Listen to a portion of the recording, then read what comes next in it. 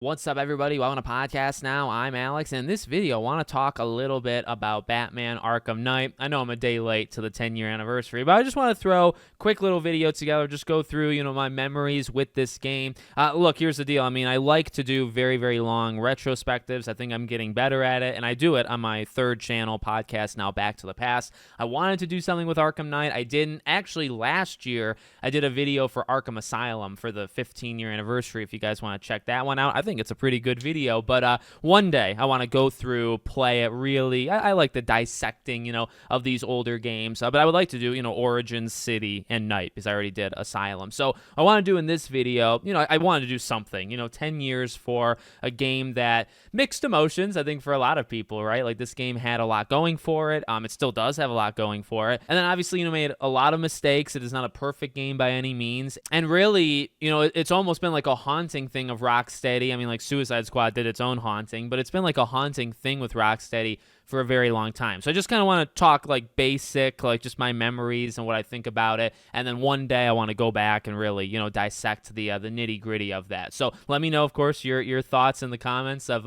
when you first got the game. Look, I swore it came out on June 25th. So maybe that was wrong. I guess maybe it was the 23rd. My birthday is this Saturday, so it's the 28th. And I only say that because, 10 years ago, I would have been a year out of high school, which probably made things easier. And I remember this is one of the last GameStop midnight releases that I ever went to.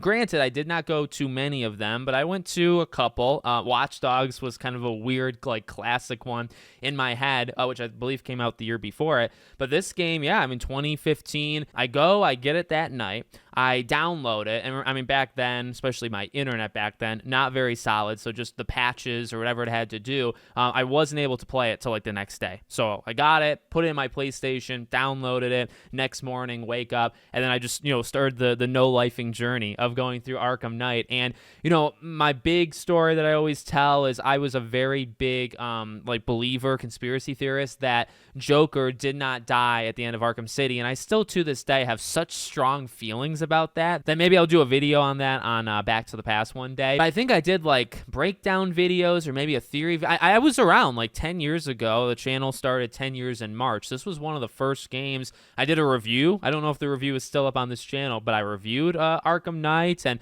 I was just so freaking pumped, as I think everybody was, right? I had caught up by then. Classically, back 10 years ago, I never finished games, but I did finish, the Arkham grouping of them. But my main big thing was that Joker did not die. So my big prediction was that Joker was going to be in this game and maybe be like the main villain. Now, ironically, I actually nailed it. Like, my prediction was right, but how we got there was totally wrong, right? However, I believe you have to beat it on what is the hardest difficulty, or you have to 100% it. There's like the series of events you have to do, and in the beginning of the game, when he's going to be incinerated, he wakes up, right? And that's like an Easter egg type. You have to kind of work to get that. So it's like, okay, so technically he didn't die at the end of... So I was right with that. So maybe I was right on all of it, and I'm not right on everything, so I like to pat myself on the back when I am. But that was the big thing. Like, I get obsessive, and I was obsessed with that at the time, where it's like, no, I was telling my cousin, I was like, no, I'm telling you, Joker's going to be in this game. He's going to be a main character in this game, and he did not die at the end of City. And I got 2 of those 3 right, or maybe even all 3, depending how you look at it. My big takeaway is I still love this game. I think it's definitely got some issues. I haven't played it in a good probably 5-6 years. It hasn't been since launch. When it came out,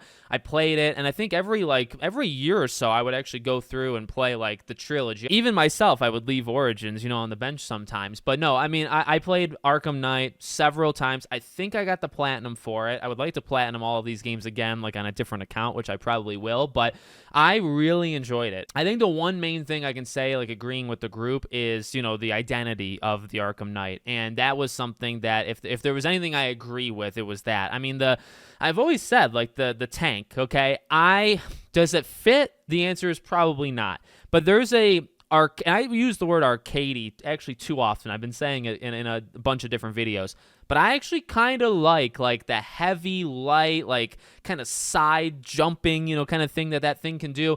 I did not mind it. Now, I didn't think it was incredible. I didn't really think it fit the vibe. But in the same way that I don't really think Riddler building his tunnel, when did he have time to mine that, by the way? But it's like, in the same way I didn't really care that was happening. I also didn't really care about you could talk about like bringing Deathstroke back and doing it like that. That's definitely something I can get behind and agree with. But the one main one would be the Arkham Knight himself. That was heavily telegraphed. Because I would read. I mean, I would listen to the interviews and read all this stuff because, again, I was really looking for the Joker thing. So I'd be so deep in it all, and then it's like, oh yeah, they would say, oh, it's not this, it's not that. Oh, don't get the wrong idea. And then all of a sudden, they telegraphed it the entire time. It's literally what we all thought it was going to be. It's what they flat out said it's not going to be, and then it was anyway. With that being said, I still think it's a really good story. I mean, like some of the Scarecrow stuff I think is incredible. The Joker, mental manipulation type stuff, I also think that's incredible.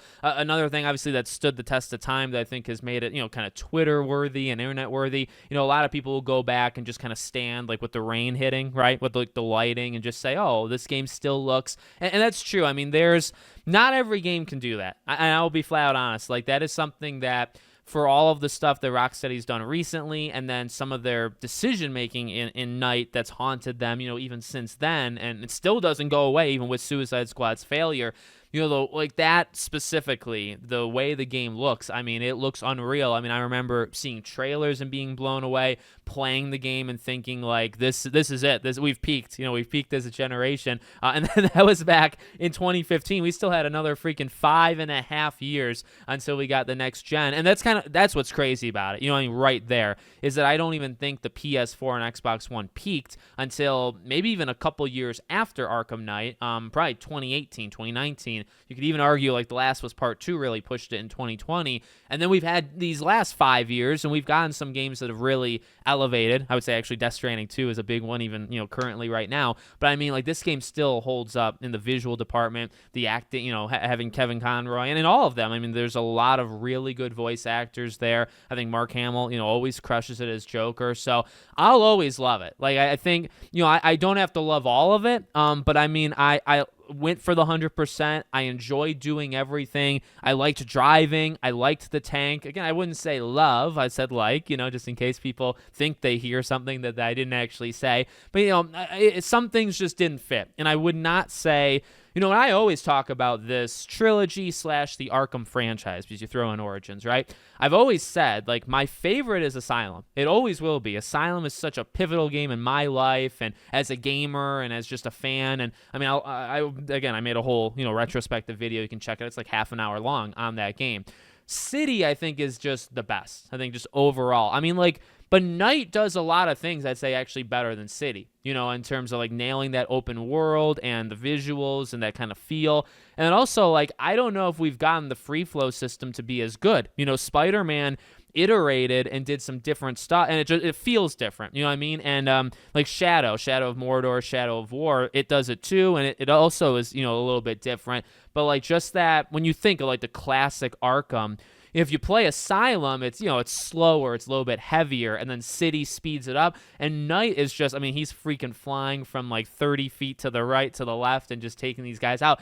Again, it's got a little bit of, I don't really know if I would call it floatiness, but it's got this almost unbelievability to it, but it's probably the best that it's been done. So, just to kind of give it credit, what I mean? Because I always say Asylum's my favorite. City, I think, is just overall the best game. It's probably the best superhero game. Night, I think, gets docked because of the, telegraphing and stuff like that. And I think to an extent maybe it deserves that stuff. But I mean, I love the side missions. And I felt that they felt deep. That's how I want it done. And that's what I think when Gotham Knights was coming out, I compared what I wanted from those side villains. I would compare it to Night, where it's like you organically get them and you don't have to complete them, and you got the wheel, you got the percentages, and they're just filled with like in-depth stuff. It just and City did it too, but like it feels really good, and I wanted that for Gotham Knights, and we didn't really get that. So a lot of those things stand out in my head. It's a great game. It's a game I love. I would say overall I absolutely love it. I don't give scores, never have, never will,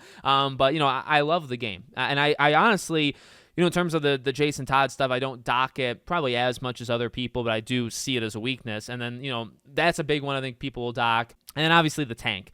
And that one I really don't dock at all, because that one I just feel tonally not really there. But I think it's a blast. I think it's a lot of fun. I like shooting for like the best scores, and again, going for that kind of completionist run, and I had fun with it. So those are just kind of my quick thoughts. But I mean, memories. This was the end of it, and I remember being sad. I mean, at the end where it's like, man, this is freaking it, and like the secret ending, and I don't think I got it. I think again, whatever criteria you had to fulfill in order to get it. But I remember beating it. I beat it before my birthday. So if it did come out the 23rd, I probably beat this thing in like 3-4 days easily, because I beat it before the 28th. And then I remember looking it up and saying, oh my God, like, is there anything else that I didn't experience that, that is in this game? Hence you find the secret ending. And I don't really know if there was anything else that really like blew my mind that I didn't experience that I found, but great memories, a great early birthday gift. I mean, I bought it myself. Nobody bought it for me or for my birthday, but I love it so much. So let me know what you guys think in the comments. Make sure, as always, you're subscribed to the channel, bell icon turned on, and I hope to see you all on the next one.